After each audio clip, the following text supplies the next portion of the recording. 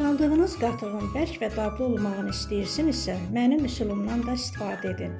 Bunu mənə bacım öyrədib. Bilirsiniz sirri nədədir? Südü əvvəlcə bişirin və soyumağa qoyun. Tam soyumasın. Barmağınızla yoxlayın.